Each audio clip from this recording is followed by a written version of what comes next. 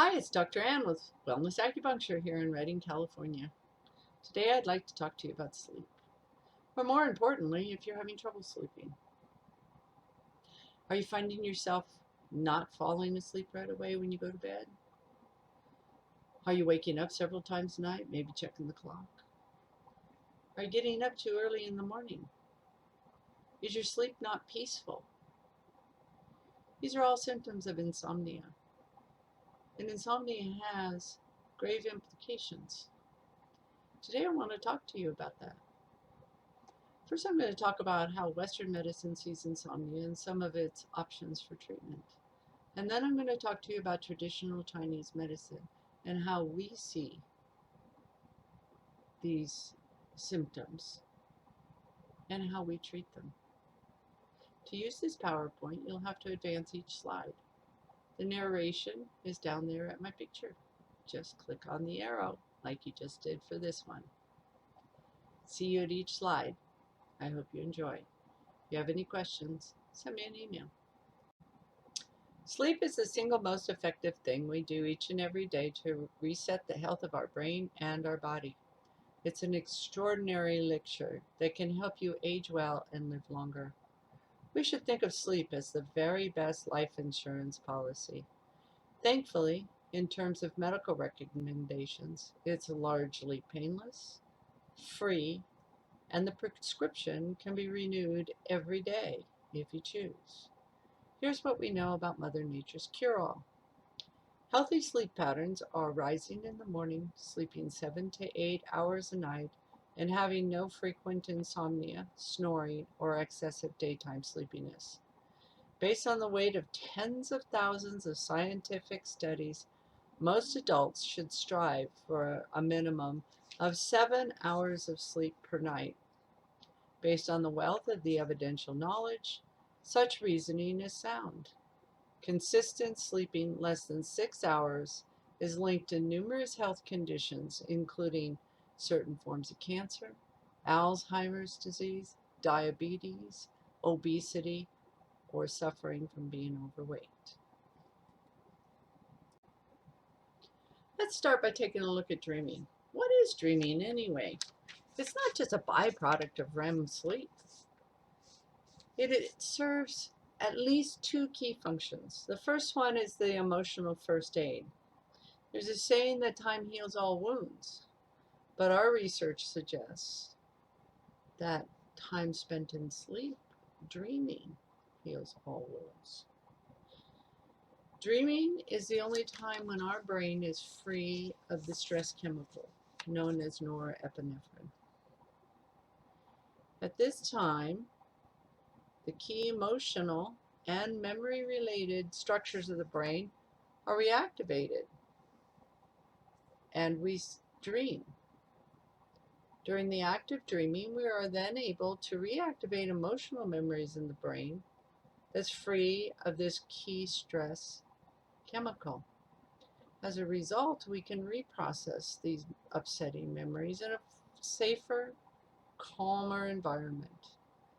The late entrepreneur Kosman delightfully noted, "The best bridge between despair and hope is a good night's sleep." The second benefit of REM dreaming is creativity.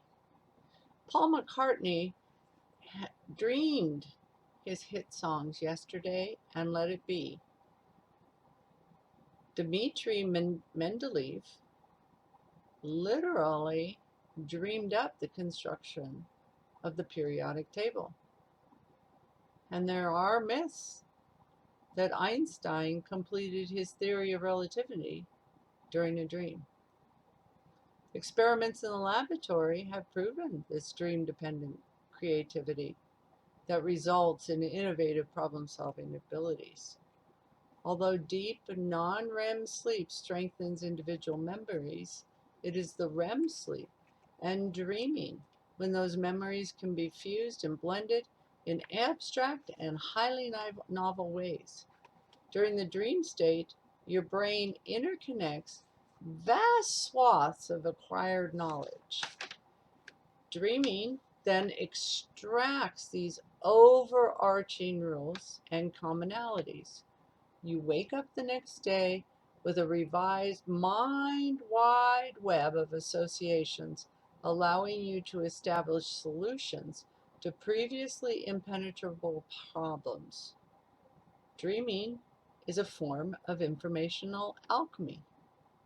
When you find yourself in a conundrum, perhaps the best action is to sleep on it. Researchers have found that deep sleep has an ancient restorative power to clear waste from the brains.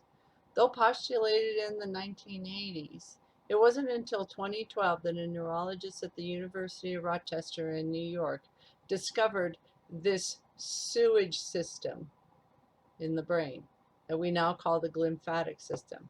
And it functions much like the lymphatic system of the body. The brain's glymphatic system helps remove all the dangerous metabolites, contaminants, and detritus that build up in the brain when we are awake. This waste potentially includes toxic proteins that may lead to neurodegenerative diseases. However, this cleansing system only kicks into high gear when we are in deep sleep. And if you miss that essential deep sleep, there is an immediate increase in beta amyloid deposits in the brain, a sticky, toxic protein. In patients with Alzheimer's disease, there is an accumulation of these beta amyloids in their brains alongside another toxic protein, the toll. It is a key component of the Alzheimer's disease cascade. It's also recently discovered that the toxic beta amyloid unfortunately builds up in the very regions that generate deep sleep, attacking and degrading them. The consequence of loss of deep sleep only exaggerates your brain's inability to remove the beta amyloids at night. So less deep sleep leads to more beta amyloids, which leads to less deep sleep, which leads to more beta amyloids. Is this what happens when you're so tired you can't even sleep?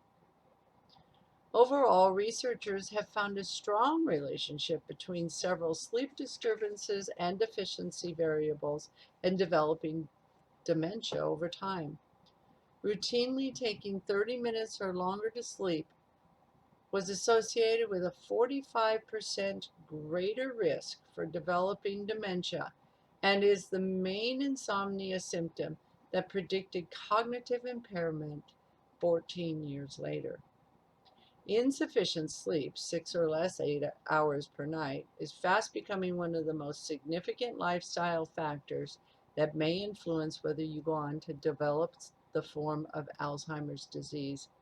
People with sleep disorders such as insomnia and sleep apnea also had a significantly higher likelihood of developing Alzheimer's disease.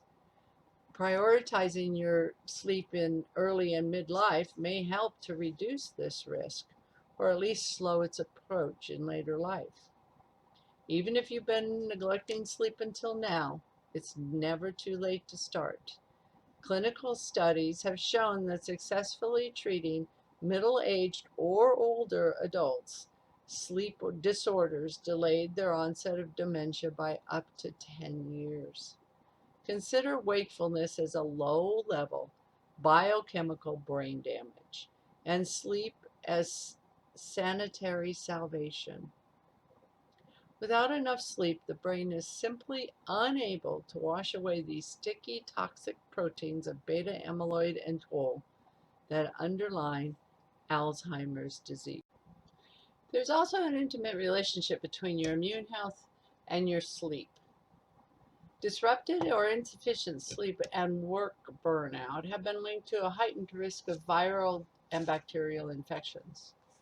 People getting less than 7 hours of sleep are nearly 3 times more likely to become infected with the common cold. Studies also show if you're not getting sufficient sleep in the weeks before your annual flu shot, that you may develop 50% less antibodies in response to the vaccine. There's current studies that are occurring for COVID-19, though we do not yet have the results. Although one international study that was printed in the BMJ online demonstrates that insomnia, disrupted sleep, and daily burnout are linked to a heightened risk of not only becoming infected with COVID-19, but also having a more severe disease and longer recovery time. The findings also indicated that if you simply increase your sleep by 1 hour, you will lower your odds of being infected with COVID-19 by 12%. Have you noticed that when your sleep is shortened, you really want to eat? We do know why. Inadequate sleep suppresses a hormone that signals food satisfaction, yet increases the concentrations of the hormone ghrelin that makes you feel hungry. Despite eating enough and being full, you will still want more.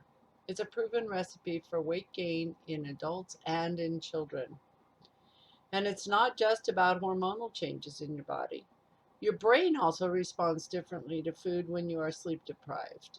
Brain scans demonstrate that regions responsible for controlled decisions had been switched off, and that the impulse control regions that normally keep our food desires in check had decreased activity and more primal deep brain structure.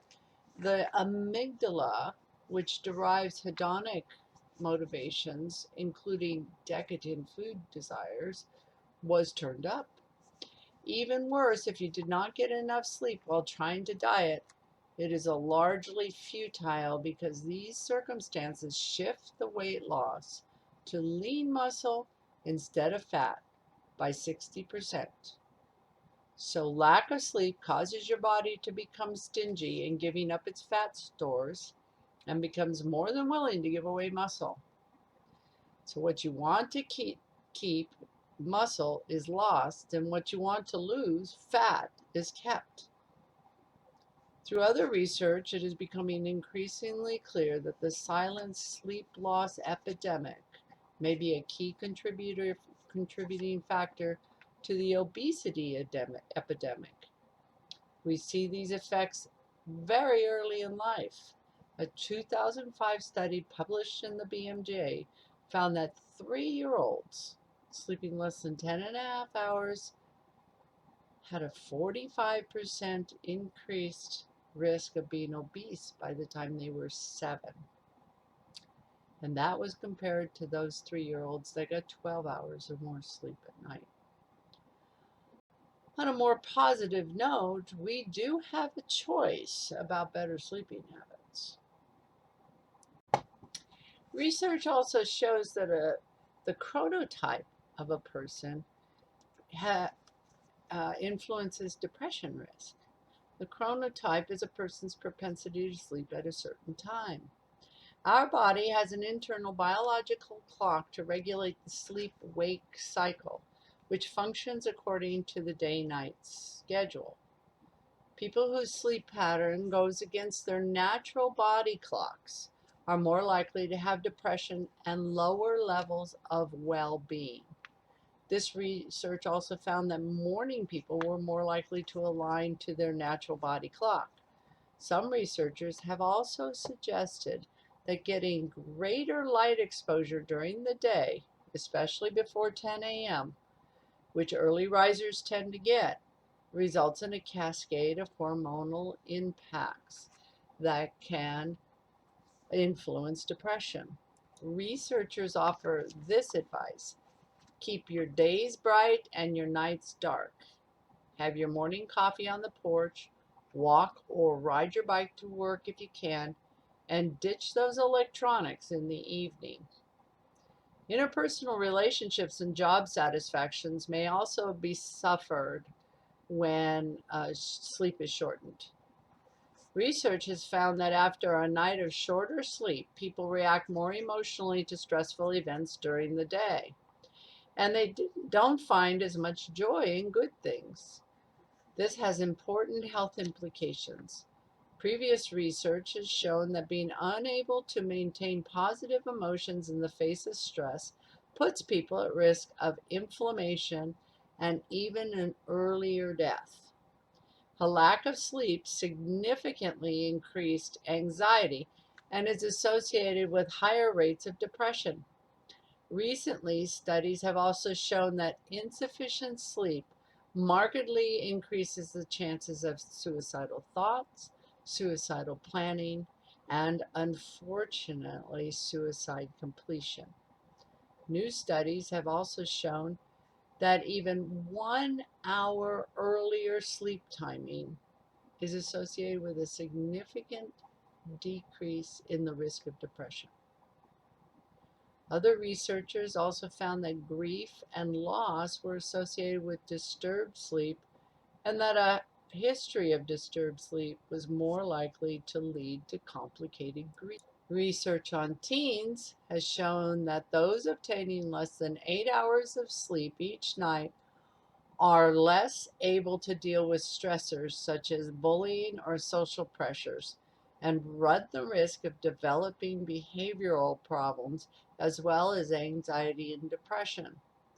Less than 6 hours, and teens are twice as likely to engage in risky behavior such as dangerous driving, marijuana, alcohol, or tobacco use, risky sexual behavior, and other aggressive or harmful activities. Sleep is excellent medicine. Studies show that longer sleep leads to a better recovery from injury. Our brains respond to an injury by extending our sleep. But how does that happen? How does the brain know about the injury? Is there some kind of message that is sent?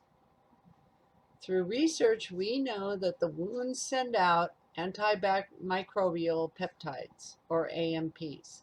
These are our natural antibodies. It seems that this also switches on more sleep from the brain. Experimentally, if these antibodies are switched off in worms, sleep is shortened and death is more likely to occur from an injury from which they should survive. So stop resisting and sleep to recover. What about napping?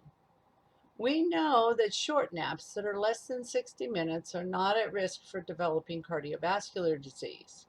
Dr. Pan said, the results suggest that shorter naps, especially those that are less than 30 to 45 minutes, might improve heart health in people who sleep insufficiently at night, that's less than 6 hours. However, the analysis that long naps, more than 60 minutes, were associated with 30% greater risk of all-cause death and 30% higher likelihood of cardiovascular disease compared to those that do not nap. Overall, naps of any length were linked with an elevated risk of death. However, to caution, we do not know if the people who already have subclinical pathologies need to nap, or if the napping contributes to the evolution of pathological changes. Sleep, physical activity, and a healthy diet can be thought of as the 3 pillars of health. Unfortunately, though, sleep is not like a bank. If you're deprived of sleep for one night, but given the time for all the recovery sleep you need over the next night or two, you will never claim back the slumber that you lost. You may lose as much as 50%. Therefore, you will always have that sleep debt. Time after time, this sleep debt escalates like a compounding interest on an unpaid loan. Our 24/7 society seems to slowly be robbing us of our slumber.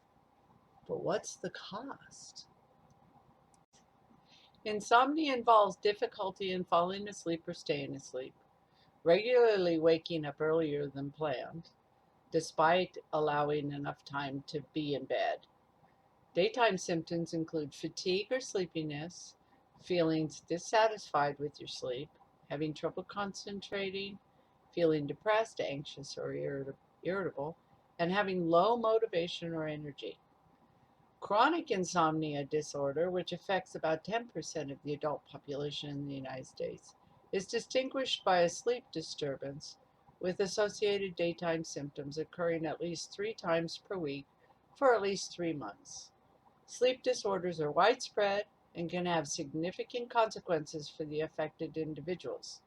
Adults who get less than 7 hours of sleep at night are at risk for higher levels of obesity, diabetes, heart disease, stroke, and depression, as well as an impaired immune function, accelerated signs of aging, and an increased tendency for errors and accidents.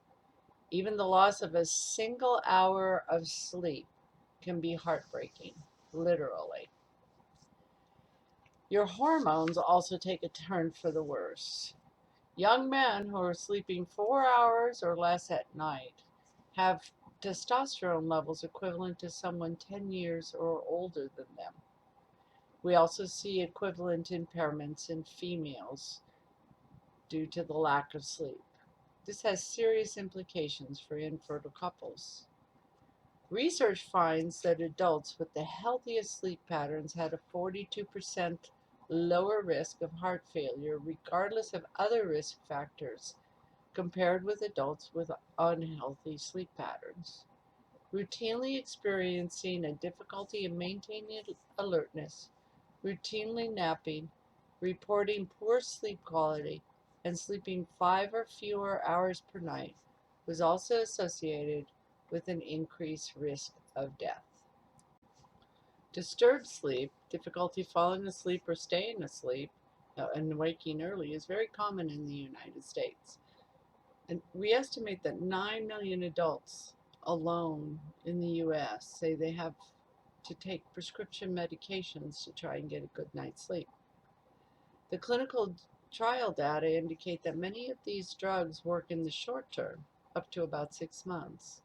But insomnia can be chronic, and many people take these drugs for much longer.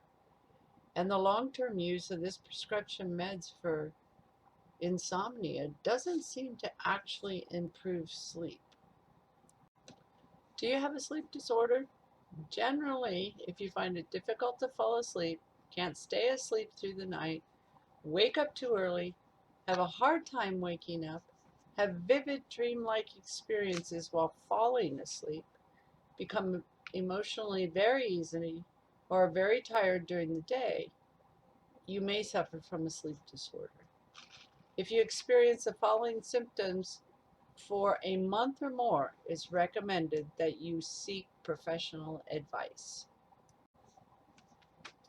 Western medicine is fairly new to the human stage. Traditional Chinese medicine is 4,000 to 5,000 years old and is based on a holistic approach.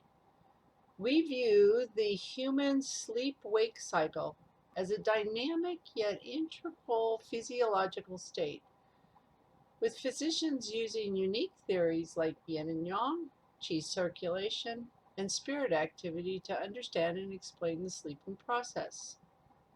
The yin and yang natural rhythm recharges the body and is important in maintaining the balance of this yin and yang within during sleep. The qi internal energy cycle on a daily basis. Qi, or vital energy, follows a very specific time schedule and pathway to circulate inside the body. The sleep-wake cycle is regulated by this energy cycle. And third, the shun, or the spirit of the body, is also part of the sleep-wake cycle. Shun in Chinese medicine refers to thoughts, state of consciousness, and mental functioning that keep the mind sharp and alert. It is the highest authority of the physical body that orders it to rest or work. In coordination with the natural rhythms, Shun hides in the organs at night for recharging and comes out during the day to exert its duties. Sleep is necessary for health and overall well-being. Traditional Chinese medicine, TCM, sees sleep as having 5 major benefits. The first is recharging the physical body. When we sleep, fundamental substances flow inside the organs, making the physical body calm and relaxed. Sleep also enables the blood and qi to flow smoothly, lowers the body temperature, heart rate, and blood pressure, while reducing respiration and production of internal secretions. The low metabolic rate of the body during sleep helps the body to recharge itself. The second is to maintain mental functioning. Sleep allows the brain to clearly process thoughts, feelings, and memories. Getting quality sleep helps maintain mental efficiency. Thirdly, enhancing defense and immune system. The body accumulates fundamental substances while sleeping, which enhances the body's immunity and allows it to heal itself. Fourthly, promoting growth and development. Sleep is an essential part of growth and development in children. Growth hormones are released in spurts during sleep, which ensures normal physical and mental development. From a TCM perspective, sleep problems such as insomnia are symptomatic and not the pathology itself.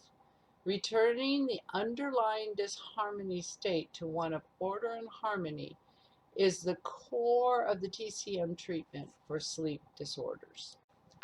Insomnia is inadequate or poor quality sleep due to one or more of the following: difficulty falling asleep, shallow sleep or dream disturbed sleep, waking up frequently during the night and having difficulties falling back to sleep, waking up too early in the morning, or having an inability to sleep at all during the night.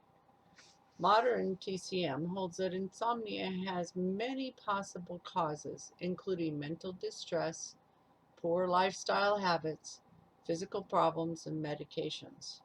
When the internal harmony is disturbed, the stability of the shan or spirit inside the heart is affected, and insomnia will then occur. Among the correlations between the organs and mental function, the heart is the most important as it houses the shan. Anxiety and anger impair the normal functions of the liver, resulting in liver qi stagnation. The stagnated qi transforms into fire evils and tends to attack the shan. Emotional extremes also induce the heart to form fire evils. When the spirit becomes irritable, insomnia will result. Furthermore, TCM believes that fear or other emotional stress gradually makes the heart and gallbladder weaken, leading to the wandering of the spirit and poor sleep. Excessive thinking or mental exhaustion damages the heart and the spleen, consumes the fundamental substances, resulting in an inadequate nutritional supply for the spirit, and thus into the development of insomnia. Overeating, eating too much hot and spicy foods, dried foods, or too heavy of greasy foods can damage the spleen and the stomach. And just as a note, that spleen has nothing to do with the way the West looks at the spleen. This damage leads to slow transformation and transportation processes within the body. That means changing the chi of the food into the chi of the yu. The retention of food will bring about phlegm accumulation and the development of heat evils, which travel upwards to the heart, inducing insomnia. Phlegm is not only that stuff which you can cough up and see, but in Chinese medicine, it's substances that are gooey and sticky within the body. This could be atherosclerosis or just belly fat. Constitutional weakness, aging, or major illness will all bring about kidney damage. This kidney damage has nothing to do with the way the West looks at kidney damage. Once there is a disruption between the heart and the kidney, pathological conditions will occur. The depleted yin will not be able to nourish the heart, leading to hyperactivity of the heart and mental impairment. In addition, major blood loss or inadequate blood production will lead to heart weakness, which leads to uneasiness of the shun. If a weak and timid person is shocked by a sudden event, for example, their heart chi will be greatly disturbed. This will result in dysfunction of the shun and thus sleeping difficulties. In Chinese medicine, we believe that overwork consumes excessive fundamental substances, while too much leisure causes dysfunction of the spleen, which leads to poor transformation and transportation from that organ. In either situation, the body's supply of essence, blood, and other fundamental substances cannot maintain a stable spirit, so sleep problems are likely to occur. These conditions cause internal disruptions, non-smooth circulation, and an imbalance of the yin and yang. The main lesion is in the heart and may also accompany spleen, kidney, liver, gallbladder, and stomach disharmonies. Based on the collected clinical information, a subtle pattern of disharmony will be diagnosed and a specific treatment plan devised.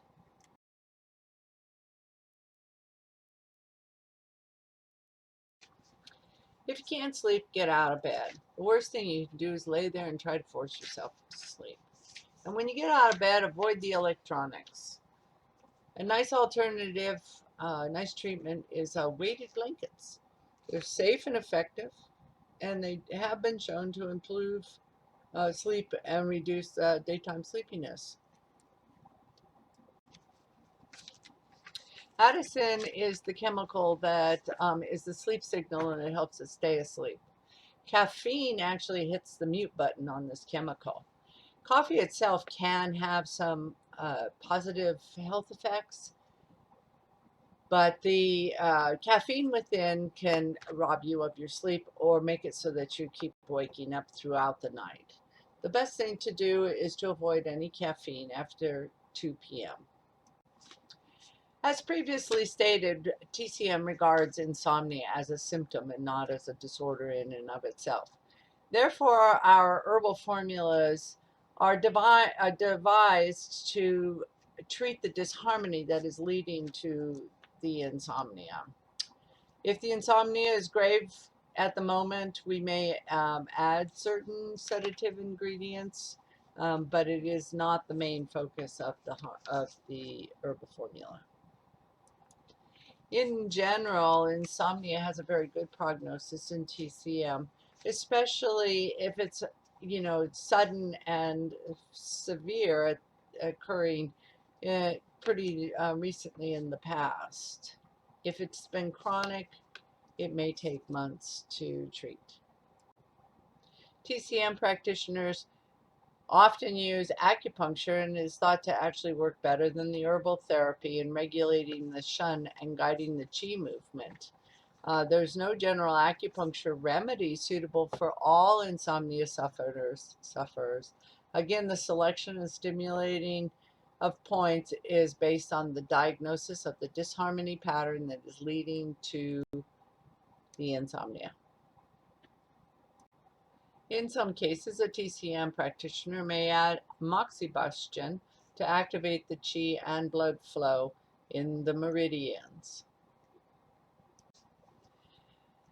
Since insomnia can be seen as a brain disturbance caused by overstimulation from stress, the environment, medication, and other health problems, the ears can be used to treat insomnia, since they are closely associated with this internal organ.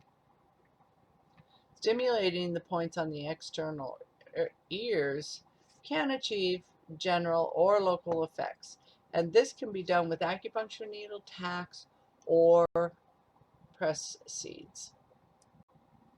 In Chinese medicine, we believe that it's food first because food is your first medicine. Therefore, a well-balanced diet helps the body to function well. It makes you fall asleep faster and deeper. Some foods actually promote sleep, while others may affect the sleeping pattern negatively. Eating too much or too late can delay the emptying of the stomach and lead to physical discomfort when you lay down. Evening meals should be completed 3 hours prior to bedtime. Although alcohol can make you feel sleepy, it also disturbs brain function, leading to a less restful sleep and frequent awakening. Smoking seems to have a calming effect, but nicotine is very stimulating. A heavy smoker might actually have to wake up in the middle of the night to smoke a cigarette to replenish their nicotine levels to avoid the withdrawal syndromes. Some people are sensitive to flavor enhancers such as an MSG, and these should be avoided in those persons that cannot tolerate them. And a condition known as nocturnal hypoglycemia is low blood sugars at night, and it's important and dangerous. So this also is a cause of insomnia, and that the body wakes up to eat. A bedtime snack may be needed before bed if this condition is one of the patterns of disharmony. In general, though, remember, people react differently to the same food, and what may be one person's trigger might not be the next person's trigger. Much of the treatment of insomnia is actually on you. So let's go over a few things that you can do at home. This one is called self-massage. I'm going to demonstrate it for you so that you know how it is done. These are just 3 easy moves that you can do at any time. The first one, you want to take your hands and rub them together until they begin to feel a little bit warm. Then gently place them over your eyes, and with the heel of your hand, rub your eyeball itself very, very, very gently. And go into both directions about 10 or 12 times each. When you've completed this move, find the hollow at the back of the neck. There are actually 2 of them. One is very close to the spinal cord here, and the other one is a little bit further out. It's on each side. Using your fingers, just rub this area about 10 times in a little circle, and then go the other way.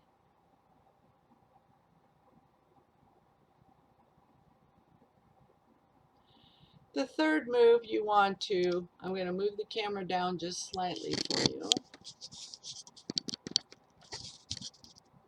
Take your hands and cross one over the top of the other. It doesn't really matter which way.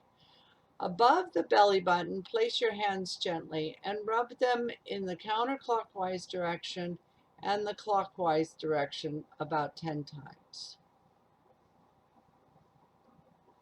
Then go below the belly button and repeat the same move.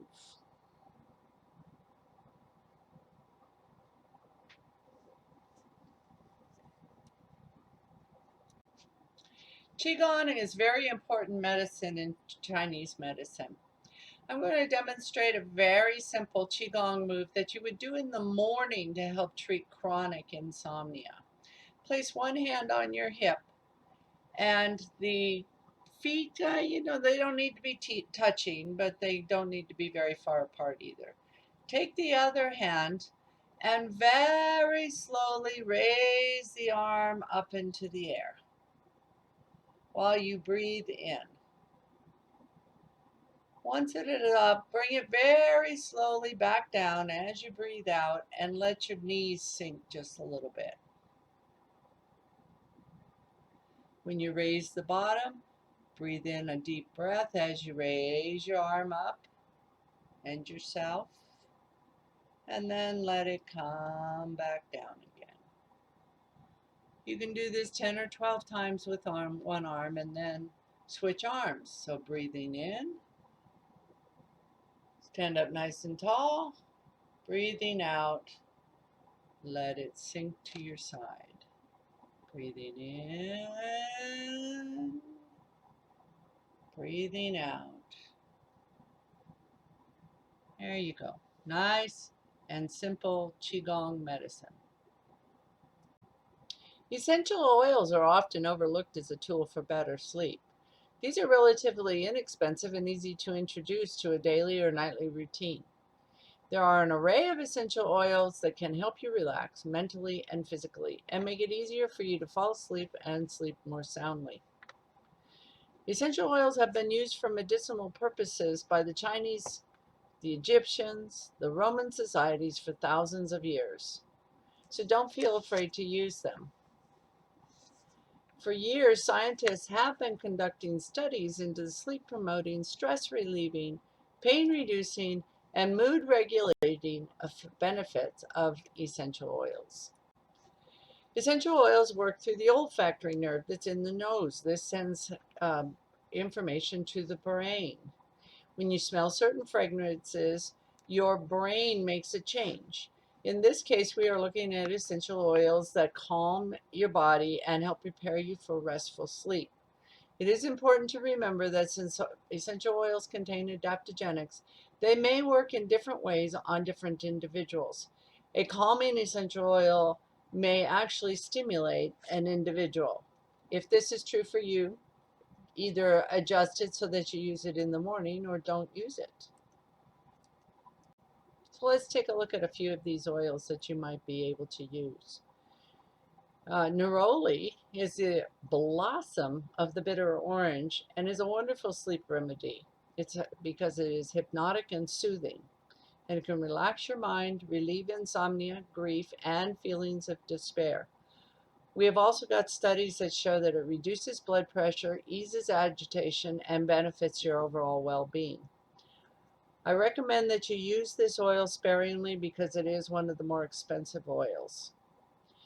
It also can cause menopausal symptoms such as hot flashes and night sweats. So it's really good for your middle-aged women.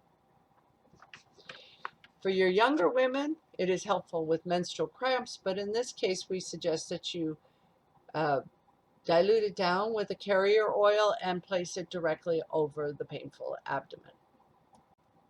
Vetiver's primary use in the world really is as an erosion control because it's such a large grass with a wonderful tangled root that can keep soil from sliding.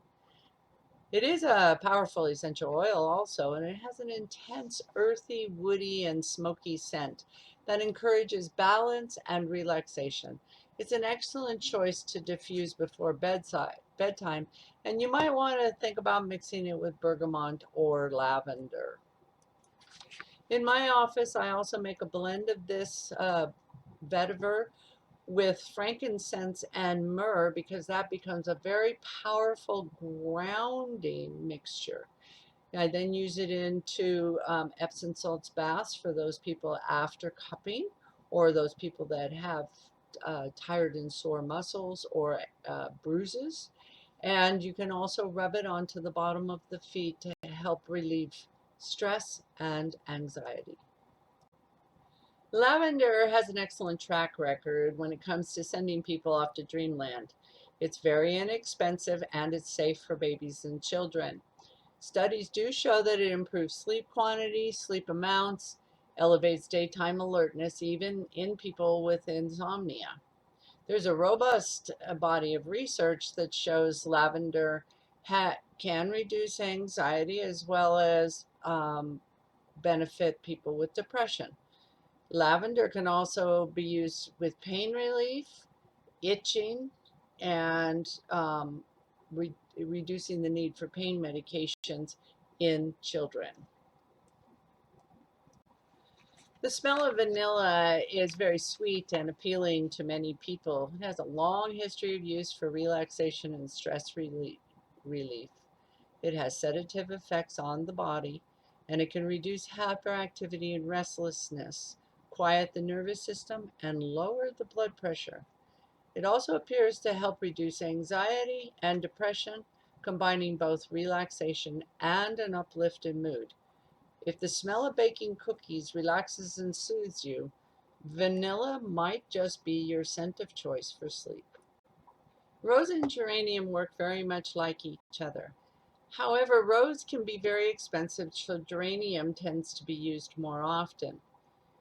They both have been shown to reduce stress and anxiety on their own and in combination with other essential oils. The smell of jasmine is very sweet and floral and almost forces you to take a deep breath. It has a serious sleep promoting capabilities. Research has shown that jasmine improves sleep quality and cuts down on restless sleep, as well as increasing daytime alertness. A 2002 study showed that jasmine delivered all of the sleep benefits, as well as lowering anxiety, even more than lavender. Bergamot is one of my personal favorites at bedtime. Though it is a citrus, it has a different impact than other citruses. It helps to slow the heart rate, lower the blood pressure, and reduce feelings of anxiety. It's been shown to relieve anxiety and improve quality of sleep. When diffusing this essential oil, participants in research enjoyed it so much that the great majority of them were planning on continuing to use it. One of the ways to use bergamot during the day is to just help to settle and smooth things out.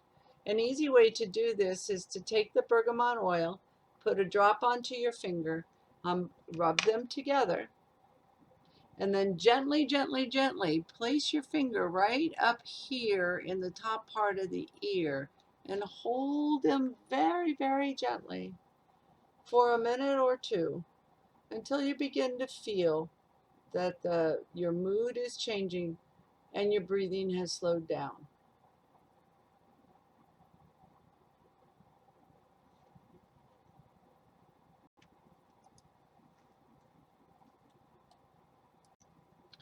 You might know or have heard that chamomile is really good for insomnia, and you've drank a few cups of chamomile tea.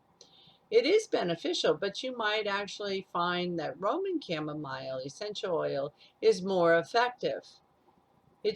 Research shows that it can relieve anxiety, improve vital signs, and promote better sleep.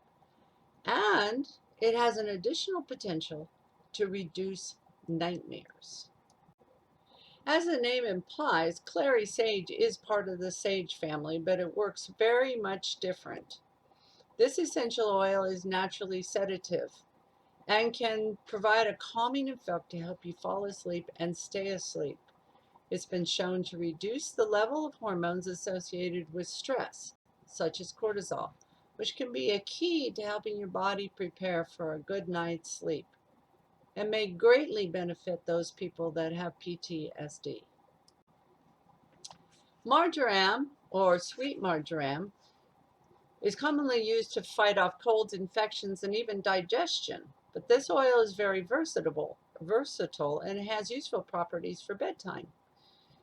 Research has shown that it can be useful to those that work schedules that make sleep challenging. These are your shift workers. In a study that was published, sweet marjoram was used as an aromatherapy during massages for nurses who work on a monthly rotating night shift. The results showed an improvement in subjective sleep quality among the participants. Cedar wood is good for treating skin and hair disorders, but it's also really good for sleep. Ask anybody who has spent the night in a cedar wood forest. The essential oil has been found to have a sedative effect and is good for the occasional bout of insomnia. So is visiting a cedarwood forest, by the way. Another study, though small, showed that cedar wood that was placed on towels near the pillows of older patients with dementia slept longer and were less likely to experience early morning awakening. Lang Lang is well known for its sedative and calming effects to relieve anxiety. However, do be aware that Lang Lang is also used in a lot of perfumes. It's fairly expensive and it's considered an aphrodisiac. Frankincense is a well-known herb as a blood mover. It moves stuck blood in the body that can cause pain, and it also moves stuck thoughts in the mind that can cause disturbance. It may promote relaxation to help calm you and therefore help you fall asleep. But you need to use the correct variety. Cartier terry, the most popular, is readily available and is the most calming and relaxing. It's wonderful for meditation and for qigong practice, as it provides a grounding and comforting atmosphere. It's a great choice to use during grief or mourning, and it's wonderful for bumps, bruises, aches, and pains. Serrata relieves aches in the joints and the swelling. It also eases pain caused by menstruation and workouts that lead to joint aches. It's good for everyday wear and tear and promotes clear and deep breathing. Furiana is for skincare, wrinkles, scars, dry and damaged skin. It's really useful in facial rejuvenation. Sandalwood has a very rich, woody, earthy scent and a very ancient history for use as relaxation and anxiety relief. But it also has been shown to be stimulating in some people. If it creates wakefulness and alertness, don't use it at night. Just use it during the day. Here's some tips for a couple of special sleep issues. One of them is snoring and sleep apnea. Good essential oils for this are peppermint and olive. Not olive oil, but olive essential oils. For babies, we recommend Roman chamomile and lavender. So how do you use essential oils safely? Number one, never take them internally. It doesn't matter what your friend or your distributor or whatever said. Essential oils are highly, highly concentrated and can cause erosion of the esophagus and the stomach, leading to bleeding and, in extreme cases, death. But in mild cases, stomach ache. The first way that is recommended, that I recommend for a lot of my patients, is to use it in your bath. You do not put the essential oil directly into the water because it can create an oil slick, and again, because they are so highly concentrated, that oil slick up against your skin can create a burning effect. The best way to do this is to add it to some sort of salt or bath gel. Put 5 or 6 drops into the salt, mix it, and then put that into the running water. Your soak time should be about 90 minutes to an hour before your bedtime, and soak for about 20 minutes. If you want to use it the really easy way, use a diffuser. One of the things that you have to know about diffusing essential oils is that it needs to be intermittent. Otherwise, you can reach a brain saturation from the actual molecules in the brain, and therefore you lose its effect. So if your diffuser does not have an intermittent setting, you need to get a different one. You follow the directions of the manufacturer. In this case, I have a little red dot there that stands up that shows me how high up to put the water. Then you put in 5 to 10 drops of your essential oil and turn it on to diffuse. It's best if you keep this about 6 feet away from the bed. You can make a mist by putting essential oils into water and shaking it up and then spritzing the face. Another great way to use essential oils, however, is in already made hydrosols.